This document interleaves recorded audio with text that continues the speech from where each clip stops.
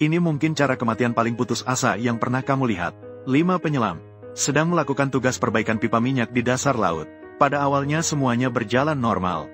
Tapi saat membuka katup, ada tarikan kuat, yang seketika menarik mereka dan udara sekitarnya masuk ke dalam pipa.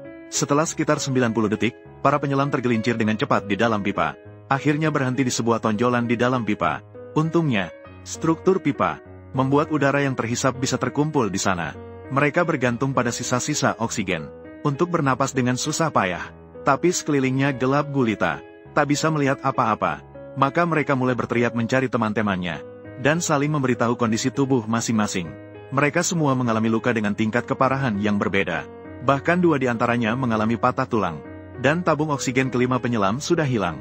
Setelah menyadari bahwa tidak ada yang tahu kondisi mereka di luar sana, mereka sepenuhnya terperangkap dalam ketakutan dan keputusasaan yang mendalam. Meskipun ada sedikit sisa oksigen di sini, tapi itu tidak akan cukup bertahan lama. Selain itu, air laut di dalam pipa perlahan naik. Ruang untuk mereka bernapas juga semakin sempit. Daripada duduk menunggu kematian, lebih baik berani mengambil risiko. Maka mereka berencana untuk menyelamatkan diri.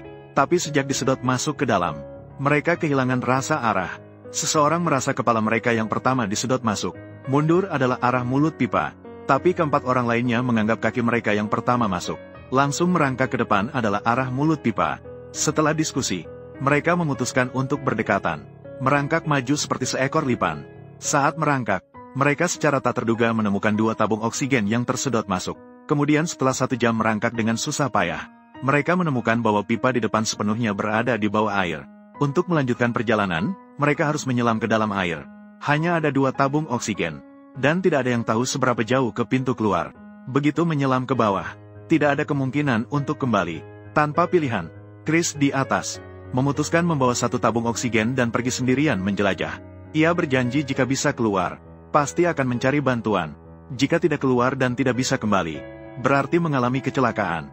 Keempat orang di belakang juga merasa bahwa metode ini paling aman. Maka Chris melanjutkan perjalanan sendirian. Sekitar 20 menit merangkak, dia tiba di sebuah pipa yang menonjol lagi. Dia mengambil tabung oksigen. Setelah istirahat sejenak di sini, dia melanjutkan perjalanan. Setelah kali ini menyelam, tak tahu sudah berapa lama berlalu, masih belum melihat posisi pintu keluar. Saat itu, Chris sudah sangat lelah. Lebih buruk lagi, dengan pengalamannya dalam menyelam bertahun-tahun, dan penilaiannya terhadap kualitas udara dalam tabung oksigen. Persediaan oksigen dalam botol hampir habis. Tubuh yang lelah membuatnya ingin menyerah berkali-kali. Dia merasakan keputusasaan yang sesungguhnya. Namun pada saat itu, mendengar suara benturan logam di depan, dia meraba dengan telapak tangannya, dan menemukan sebuah botol oksigen. Maka dia membuang botol oksigen yang dibawanya, langsung memasukkan selang botol oksigen baru ke mulutnya. Dia meneruskan perjalanan dengan menahan aroma kuat bensin. Lebih dari 20 menit kemudian, tubuh Chris hampir lumpuh. Untungnya, akhirnya dia sampai di tikungan pipa. Dengan tegang dan takut, dia berenang ke arah hulu. Karena dia takut arah ini akan menuju ke ujung pipa yang tertutup. Nyawa taruhannya, maka dia berenang ke hulu dengan sekuat tenaga. Untungnya, Chris berhasil muncul ke permukaan air. Namun dia masih merasa lega. Dia berteriak meminta tolong dengan keras ke arah lubang pipa. Karena sudah lebih dari 2 jam sejak 5 orang disedot ke dalam pipa. Sudah lebih dari 2 jam berlalu. Rekan-rekan di kapal juga menyadari sesuatu yang tidak biasa. Terus mencari di sekitar. Secara kebetulan mendengar teriakan pertolongan Chris. Mereka kemudian memeriksa mulut pipa. Dan benar saja, mereka menemukan seseorang di bawah.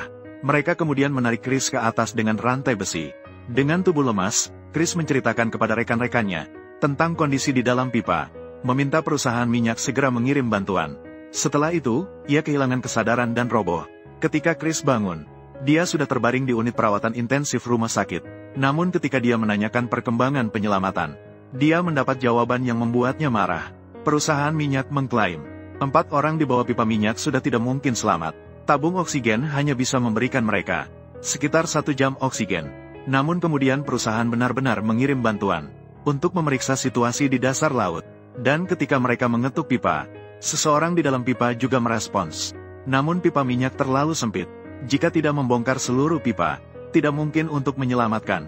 Untuk tidak merugikan kepentingan perusahaan, manajemen tingkat atas memutuskan untuk menghentikan penyelamatan.